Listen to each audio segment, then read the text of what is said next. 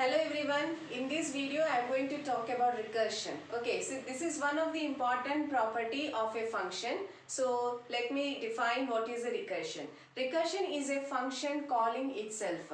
So when a function is called from the same place from where it has been defined, it is known as recursion. Okay, so function calling itself is known as a recursion. So let us see one of the example of a recursion and let us study how it is being implemented in any programming language.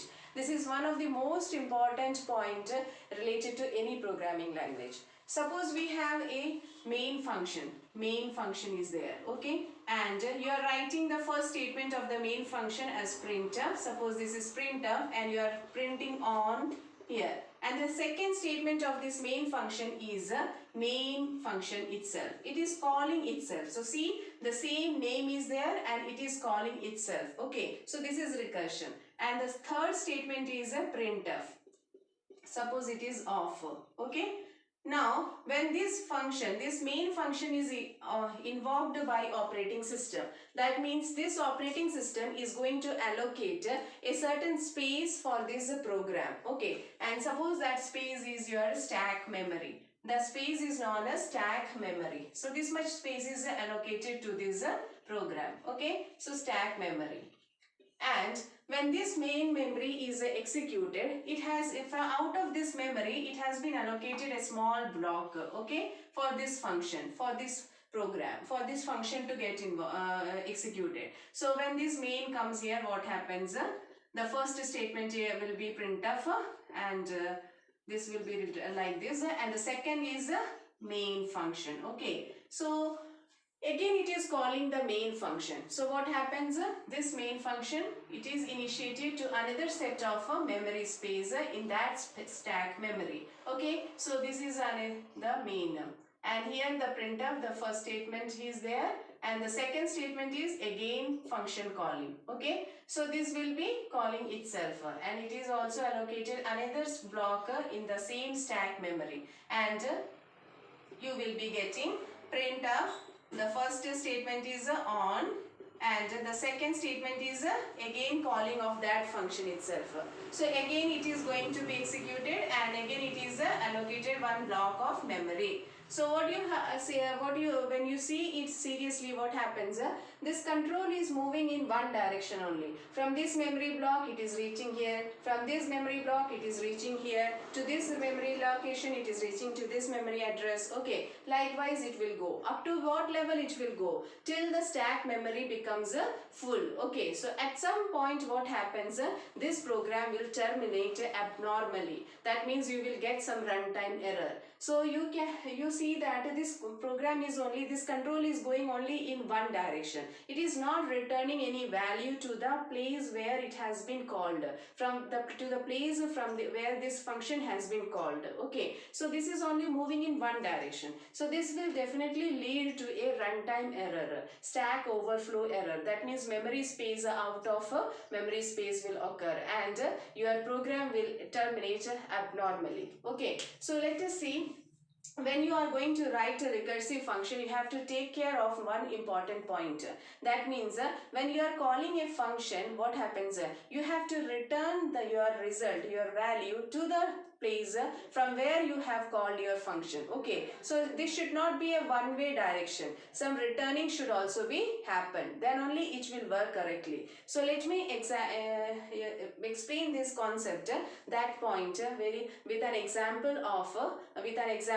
of taking a factorial of a number. This will explain you the concept of recursion very well. Okay, so let me start doing that. Okay, so suppose the factorial of a number is this one. You are going to write a factorial of a number.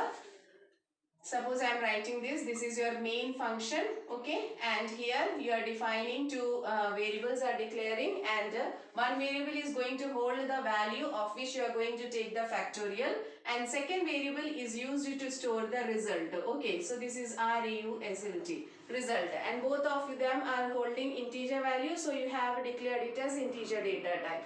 Okay, next is your printf statement, and here you are writing enter the n value. Okay, n value.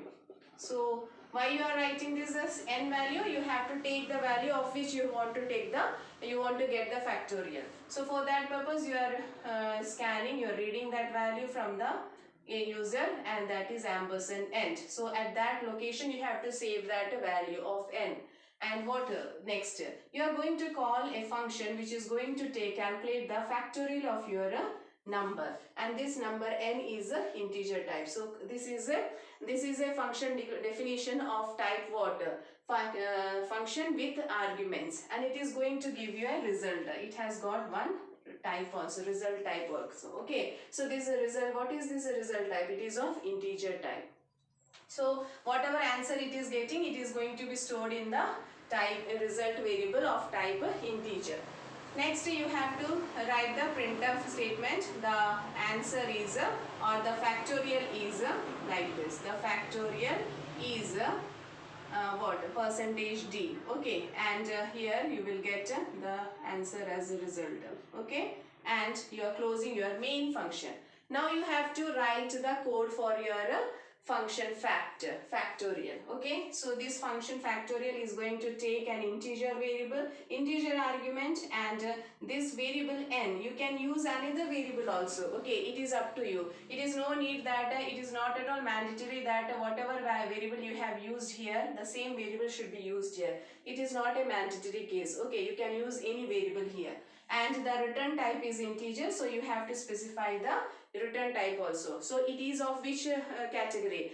Return type, function definition with return type and with arguments. Okay, so here you have a variable result, and you are going to store the result of your factorial, and you are checking whether your n is equal to 0 or not. If your n is equal to 0, what happens?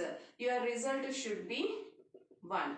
What is the factorial of 0? It is 1. Okay, so and else case, what you have to do? Your result should be is equals to n into factorial of n minus 1.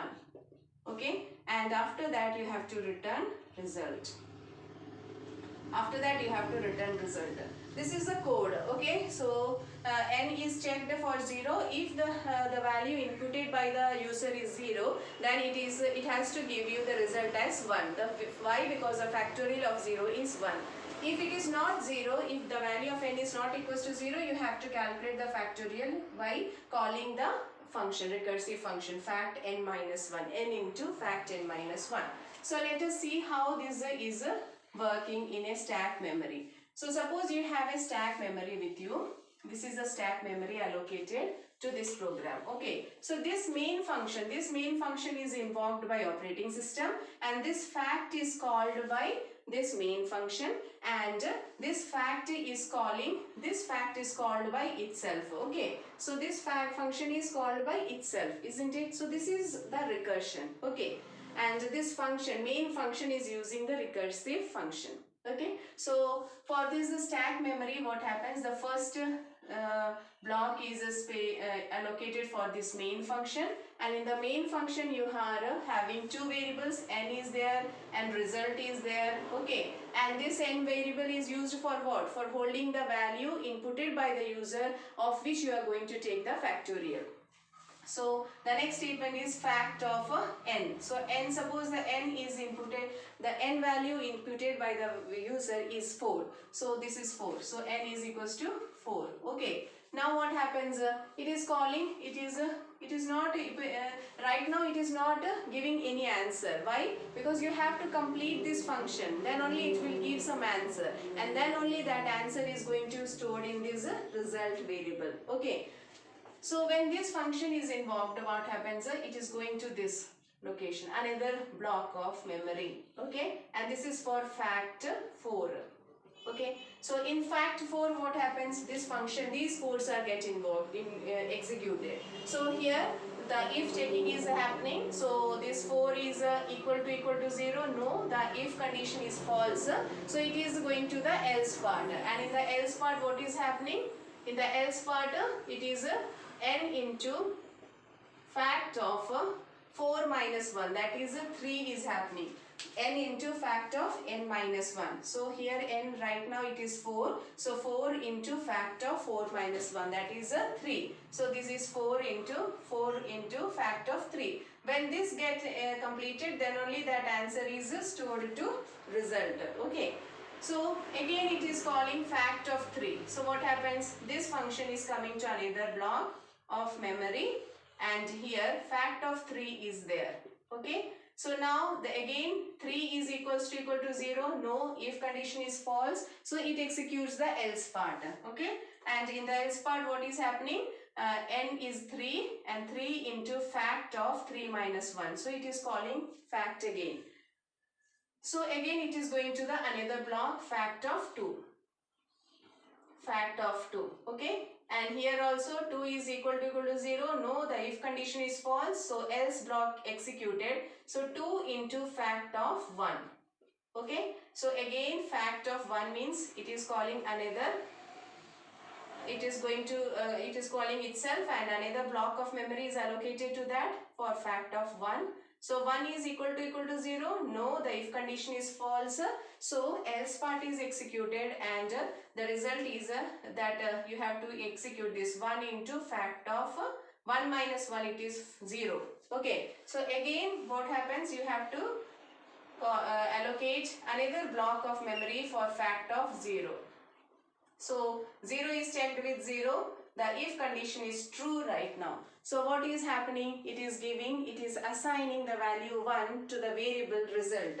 It is assigning the value 1 to the variable result. Okay. So that means the result is equal to 1. This has been done. And after the if statement, what you have to, what is written in the fact function? Return result. Okay. So this result is returned where? This result is returned to that place from where your fact of 0 was invoked. So it was invoked from this place. Isn't it? Fact of 1. Okay. So fact of 0, the result is 1. So instead of fact of 1, what value come? 1 come. So 1 into 1 is 1. So again it is giving to that 1 to result variable. 1 into 1. So that is result. And this answer is returned to where? This answer is returned here. Fact of 1. So 1 into 2 is 2. And this is returned here. So 2 into 3 is 6. So this is returned here. And 6 into 4 is 24. So this is returned to fact of 4. So 24. So result is 24. Okay, that means at this position you are getting result equals to 24, and next you will get the on the screen you will get the answer as the factorial is 24.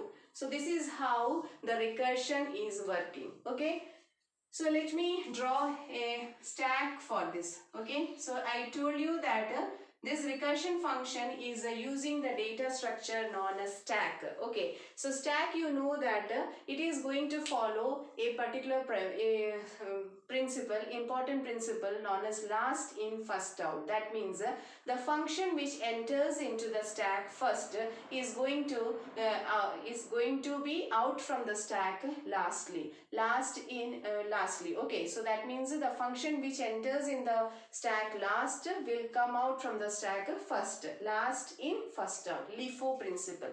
So you can see when you have a stack of books, which book is easier to take? You are going to always take the first notebook present at the top of the stack. Okay, so this is how this function call is stored in the stack of memory. So first function was when you started to execute this program, when operating system invoked this program. Which program was invoked by the operating system initially? The program was a main. Okay, so main was invoked by the operating system first. So it is at the first location of memory, and after when this main was executed, it encountered this fact.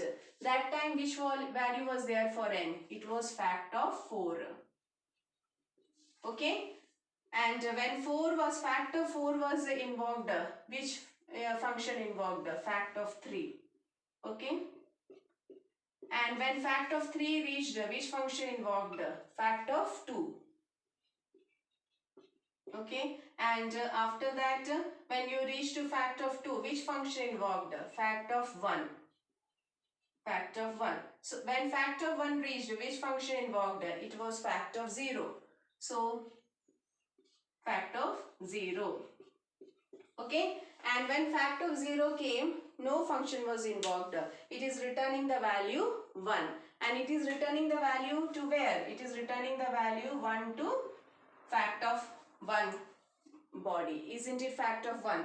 And here you are getting 1 into 1, 1. And that 1 is returned where? It is returned to fact of 2. Okay, that one is returned to fact of 2. And 2 into 1 is multiplied, and you are returning 2 to fact of 3. Okay, and 2 is here, and 2 into 3 is 6. And this 6 is returned to where? This 6 is returned to fact of 4. Okay, and 6 into 4 is 24, and that answer 24 is returned back to your main.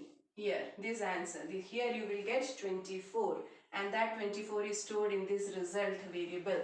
Okay, and like this you are getting the answer on the screen. The result is 24. So this is how the recursion is working. Okay, this recursion is very important topic, and we are using recursive functions in almost every programming language. Okay, so go through this video 1 or 2 times or 3 or 4 times, any number of times till you understand the concept clearly. Thank you for watching this video. Do subscribe my channel, like and comment also. Thank you.